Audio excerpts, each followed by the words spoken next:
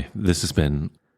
Today I've got a unusual episode. So usually I'm joined by a guest. Either I'm interviewing someone whose work I enjoy, or I'm joined by a friend and we're reading some sort of book as part of a book club discussion series or something like that.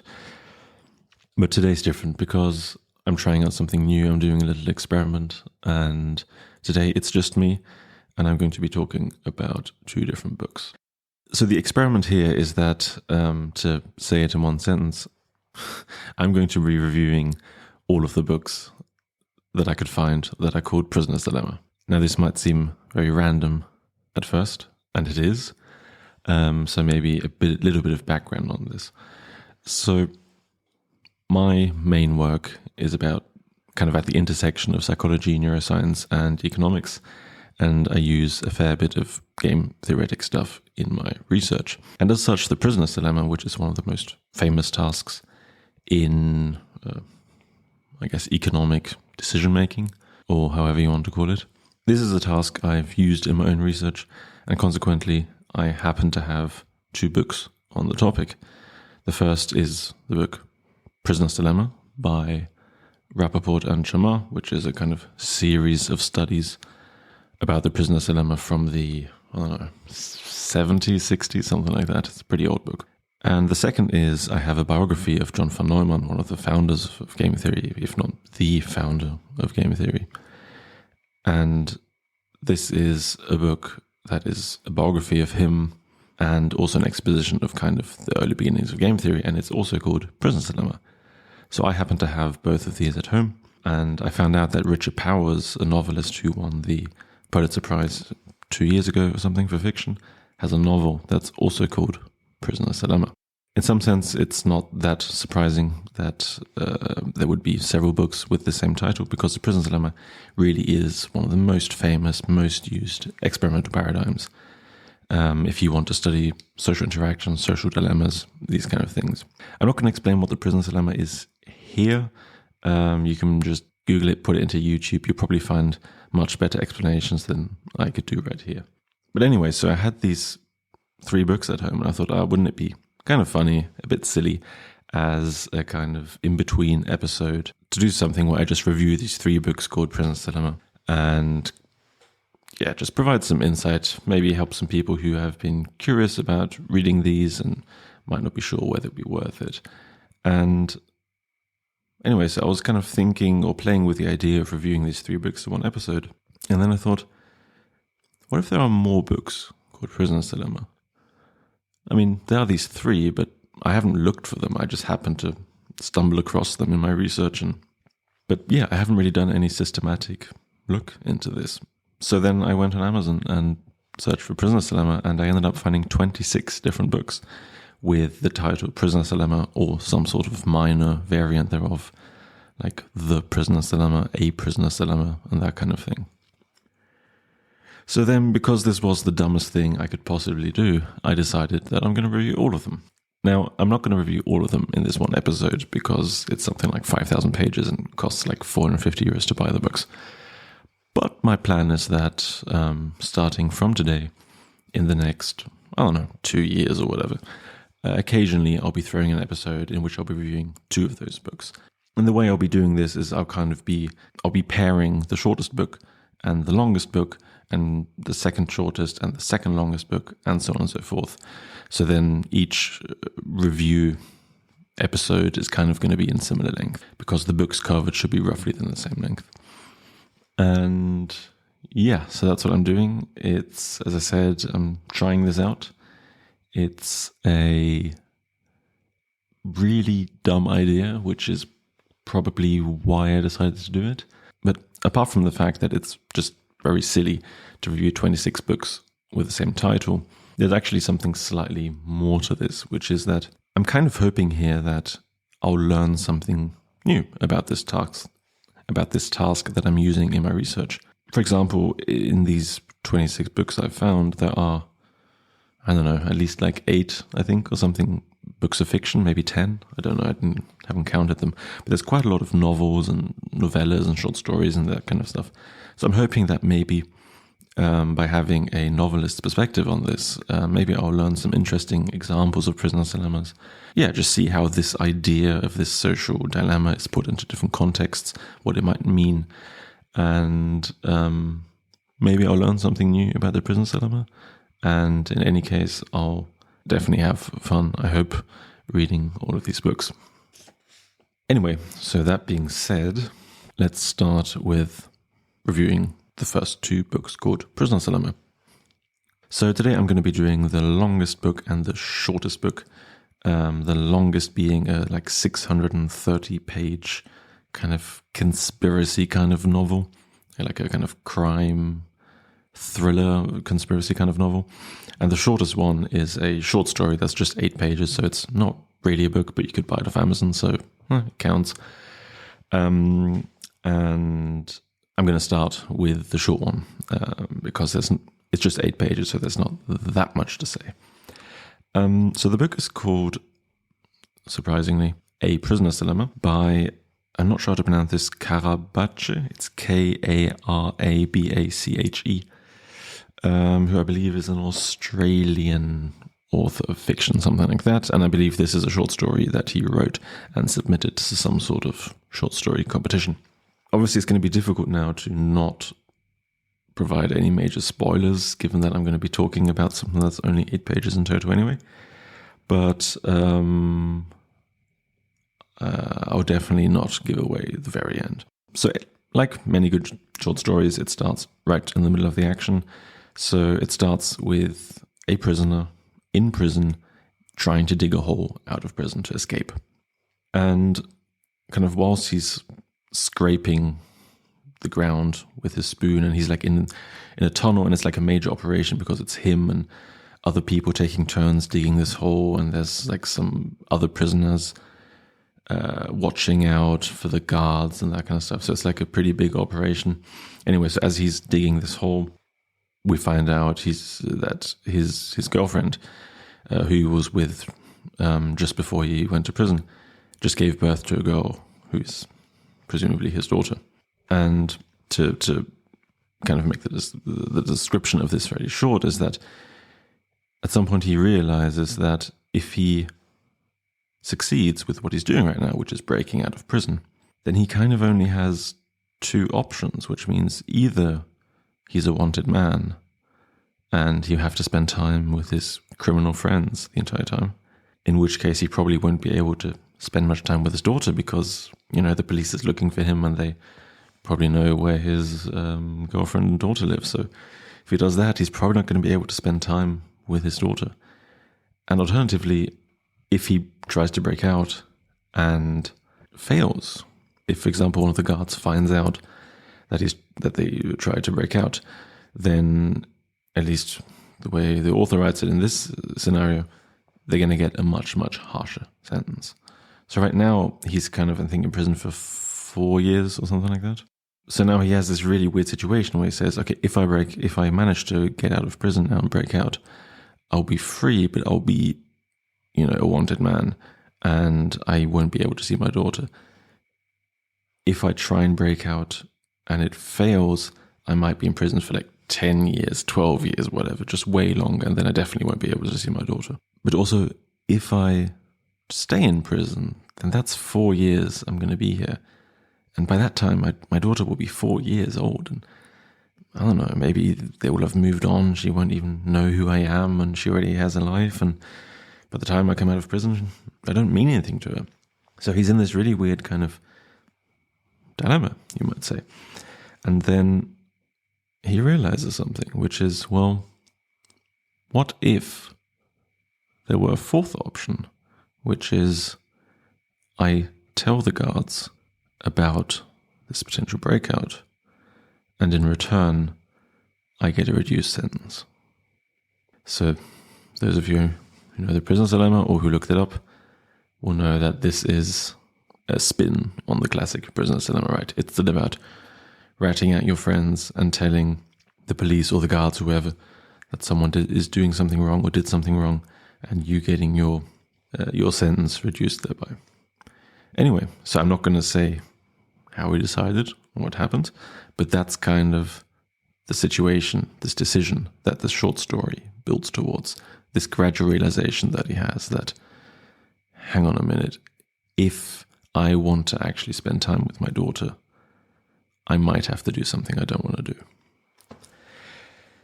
And yeah, that's a summary of the short story. As I said, it's 8 pages. This is not a huge amount to discuss here. I think what I can maybe say to discuss this a little bit is that I kind of quite like how this is, I mean, in some sense, this is almost the literal prisoner's dilemma, of you versus your friends and that kind of stuff. So in some sense, this isn't particularly original in this way. But I did quite like the way it was written and the way that this variation on the theme of the prisoner's dilemma kind of comes out in here, because it kind of happens gradually that over the few pages you realize kind of what his thought process is leading to, and then just before he realizes it, you go, I see where this is going. I see what the twist here is. And I found that quite gratifying to have basically the original prisoner's dilemma, but presented in a slightly new and nuanced way. And what's also interesting here for me from kind of my personal research is that it's really interesting to me how the kind of psychological factor that his daughter's born, this kind of change, how that suddenly leads to this cascade of changes in his thinking, and how this suddenly completely transformed the situation he finds himself in. Because before he found out that he had a daughter, I think his plan was just to break out, maybe be a wanted man with his friends, you know, a gang of brothers or whatever, and then that would have been a good life. But now suddenly he realizes he has a daughter and things change. And that because of something that changed within him personally, that this suddenly changed the situation he was in completely.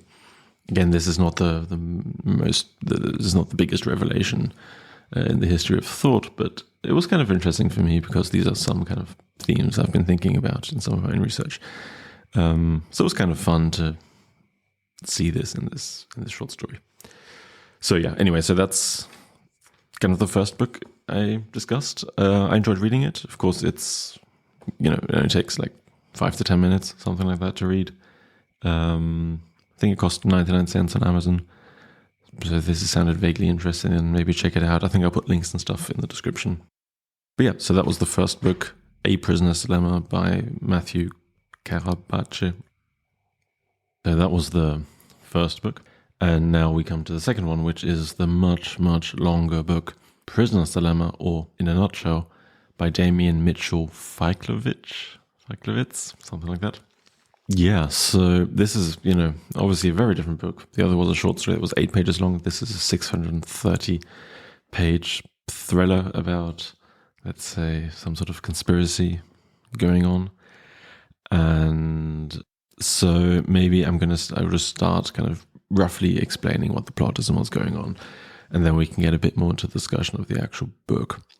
The main character of this book, the kind of hero of this book, is a guy called Arnold Klischperhausen, which is supposed to be Dutch. And he is this kind of 25-year-old complete genius, whiz kid, kind of mathematician / economist who already has a PhD and was already hired by Vanderbilt University to start working as an assistant professor. So he's basically this complete genius kind of kid who everyone thinks is like, you know, he's going to do the big thing. He's going to find out something fantastic. When he was, he's from the Netherlands, but he did his bachelor's in physics and mathematics at the same time at MIT, then got a PhD in economics from the University of Chicago and is now at Vanderbilt University, having a faculty position at only 25 years old. And he's apparently a kind of a mathematical genius in that at MIT he took part in some competitions against other brilliant young mathematicians, and he just blew everyone completely out of the way. They gave them problem after problem, and he was the only one who was able to solve all of them, and then he just kept solving lots and lots of problems until they gave him the Riemann hypothesis. I can't believe I've forgotten which one it is. Okay, so I've kind of forgotten, this is silly, I've kind of forgotten which problem, but anyway, one of the big millennium problems, one of the big outstanding problems in mathematics, they gave him as a joke. He couldn't solve it, but that was pretty much the only thing he could figure out in the course of a day or something. So yeah, that's him. And then he realized he didn't really like doing pure mathematics. He wanted to do something a bit more applied, and then ended up doing economics for some reason. And so yeah, he just started his job as a professor at Vanderbilt University, and he wants to do great science. That's what he came to do, and that's kind of what he wants to do. And very early on, he meets a young woman, someone who used to be his student, who he finds very attractive, and she drops. She has no really real interest in economics and is studying something completely different. She drops out of the course, and she asks him out for lunch, and he doesn't really want to do it because she was his former student, and all that kind of thing. But she's very insistent and borderline just harasses him until he goes to lunch with her. And so they go for lunch, and eventually, let's say, go for a few dates. She's very interested in him. You might even say a little bit too interested in him. And he's kind of slightly uncomfortable with the situation, but he's very attracted to her. And then, because she also isn't actually his student anymore, at some point they start dating and end up in a relationship. So yeah, so that's from his perspective. He's, started this position, can now do real science, can really, make a name for himself. He also has this fantastic, beautiful girlfriend. And I think from his position now, everything seems pretty cool. But it's pretty clear early on, not to him, but to the reader, that his girlfriend is up to something. So I don't remember exactly whether this is obvious from the first time they talk or not, but very early on it becomes clear that she's somehow being instructed to get to know this guy. She's not necessarily doing it because she, per se wants to date him or get to know him or anything. She's playing some sort of game, but you don't really know, well, you have no idea what. As the reader, you just know that there's something going on. And, to make a 600-page book relatively short, or to, obviously not going to do the entire plot here. But then fairly early on, you realize she's up to something. She's kind of spying on him and giving information. She's being instructed by this mysterious guy who tells her kind of what to do, and who tells her that he has to, the first, let's say, dramatic scene there really is that she gets him to some sort of bar and gets two guys who are supposed to beat him up, basically. And yeah, maybe let's just leave it at that. So, there are clearly some sort of nefarious reasons for why she's with him, but it's not clear why. And it also becomes obvious fairly early on that there's other people who might be in on this. It's this kind of really weird thing where his girlfriend is from this like very, very rich finance banking kind of family, and they have a lot of influence, but it's not entirely clear how. But yeah, so there's some things going on around him, and I guess at some point he starts to realize this or starts to question it. That's maybe all I'll say about the plot per se. Lots of stuff happens. And also, I guess the point is not to retell the entire book. But one thing that's kind of interesting also, I guess, to mention about the plot still is that it's also clear fairly early on that the girlfriend doesn't really know what's going on either. It's not as if she has a little plan that she's doing or something, but, as I said, she's been given these instructions by a guy who's, I think she knows him as Karma. He's often also then referred as the well-dressed man. But he basically tells people what to do, her and other people. But no one seems to exactly know what's going on. So that's maybe where I'll leave it at. And, as you can imagine, the rest of the book is then kind of him starting to realize this. And yeah, from there, things get more dramatic, let's just say. Yeah, so that's kind of the rough overall structure of the book. Yeah, I don't want to, give away spoilers or anything like that. But I do want to, discuss this in light of it being called The Prisoner's Dilemma. So I'm not going to say exactly what the scene is, but the prisoner's dilemma that the title of this book refers to is somewhat unfortunately a literal prisoner's dilemma. It's basically a cop makes a deal to two people who are being held in separate rooms, etc. It's pretty much exact retelling of the story, and that's kind of also part of that chapter where one of the criminals says, like, hey, you're trying to pull the prisoner's dilemma on me, like, don't be stupid. And in the final chapter, there's a second prisoner's dilemma, which is, I guess, more a generic dilemma that a prisoner finds himself in, but it's not really related to the game theory, the game theoretic specific articulation of the prisoner's dilemma. So I found that just this aspect, just talking about the prisoner's dilemma aspect, slightly disappointing because, it's the title of the book and it's just a retelling of the literal prisoner's dilemma as it was almost originally conceived of. It's not even really the most important scene in which it's being used. So yeah, I was kind of hoping for a kind of cooler way that the prisoner's dilemma might be used in this way, rather than just literally the prisoner's dilemma. But yeah, anyway, so I want to comment a bit more about the book in general, though, because it's a kind of it's a frustrating book, and but it also has. I want to point this out. It also does have good elements. So if I were to give this some sort of rating from 0 to 5, where 1 to 5, where 1 was the worst, 5 the best, I'd probably say this is a 3 or something, because there were a lot of moments in this when I was majorly frustrated with the way it was written. But as a whole, it's 630 pages long, and there were a lot of parts that I liked. Some thrilling aspects, there were some good action scenes.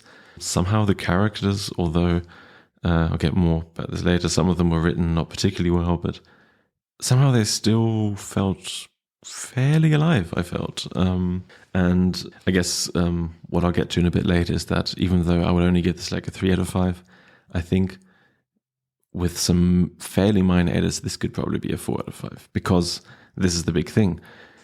The author is not a professional writer. The author, Damien Mitchell Feiklowicz, he works in finance or something like that. I mean, it's very obvious when you read the book that he, number 1, is educated in economics, and number 2, that he went to Vanderbilt University, because Vanderbilt is, I hope it's tongue-in-cheek, but it's made out as this like fantastic, great place in there where all the people are amazing.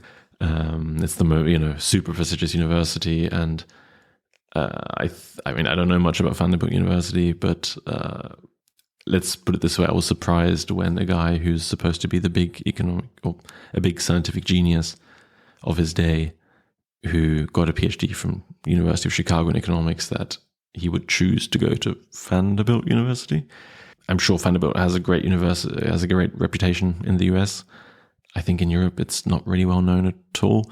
So maybe that's more of a kind of geographic difference. But yeah, anyway, it's fairly obvious that the guy went to Vanderbilt University, the author, and that he studied economics and that he knows this stuff. And that's part of the problem in many cases, because in a lot of cases, it seems like he really wanted to show that he knows this stuff. Now, some of it might fit with the main character because he's also a bit of a show-off. But in general, yeah.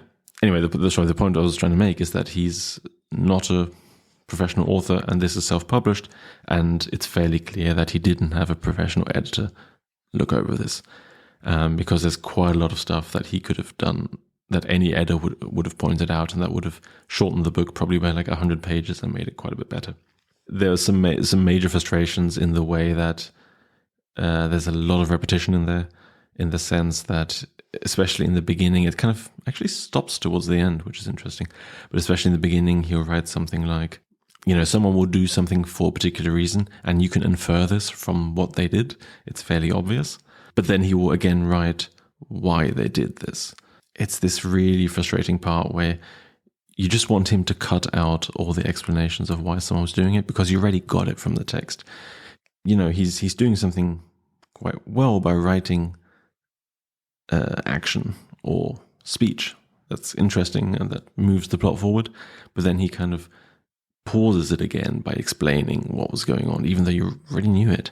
This is one of my pet peeves. If you've listened to my episode on Aldous Huxley's Brave New World, that's one of the main things I hate about Huxley, is that he does the same thing, but Huxley only does it occasionally, whereas this guy, in some parts, I almost didn't want to finish. I didn't want to continue reading because you just kept, you were just reading the same information two times. So basically, the book was just so much slower than it could have been. As I said, there's a lot of basically what seems to me often like pseudo-intellectual waffle, there's a lot of scenes where basically there's like 30, 40 pages or something where people just talk about like economics and that kind of stuff, but it doesn't really add to the plot in most of the cases, so you can pretty much take it out. There's also something that's majorly frustrating in that people keep quoting authors and making allusions to films and books and that kind of stuff. Now, some of that actually, when you continue reading to the end, makes sense and is actually part of the plot and is actually quite cool, but only a very small proportion of that. Yeah, I don't want to make this too long, but that was, again, it's another really frustrating part. Then the final part is that, how shall I put this best? The guy likes describing the bodies of his female characters. Obviously, all the female characters that are important in this book are very attractive. Yeah, I mean, I don't need to go into too much detail here, but basically, if you could cut that out, that would be pretty nice. Also, to be fair, it's not that the female characters are actual characters. It's not just that they're just there for the way they look or whatever. And he does also actually often describe the men as being very good looking too. So, but still, yeah, you don't need that much description of how great someone's ass is or whatever. And that's basically those kind of, I think, 5 points or whatever that I just had about the repetition, the pseudo-intellectual stuff, the quoting books and films, and then the comments about the bodies of the female characters. The annoying thing is that that's really easy actually to take out, so it's kind of frustrating that it wasn't taken out, because if you just had an editor who would have looked over this, then the book could have probably been 100 pages shorter. And the thing is that there's actually a fair amount that I liked about the book. It's just because there were these like 100 pages of stuff that shouldn't have been there mixed into it. It just made it a bit slow and a bit of a slog. I mean, most books that are more than 600 pages long probably don't need to be 600 pages long. And this is definitely one of them. I think if he'd done all of that, shortened it to 500 pages, you might have gotten a pretty solid kind of conspiracy kind of thriller that it doesn't quite actually work out in the end. It's a bit unbelievable once you actually read everything, but for the most part, it was kind of fun. It's also, there's some solid action scenes in there. It's actually funny at times, and yeah, you never really know what's going on, but you are curious and trying to figure it out. So it is this kind of mystery thriller in a way. So in some sense, I guess, for a guy who wrote this while working as a finance person or whatever, pretty impressive, I think, to write like a thriller that's pretty good. And yeah, if he actually got an editor for this could probably be a pretty solid book. Like, I'd say at least 3.5 stars or something out of 5 if he got an editor. Yeah, so those were basically the first 2 books I reviewed. The longest at 630 pages, the shortest at 8 pages.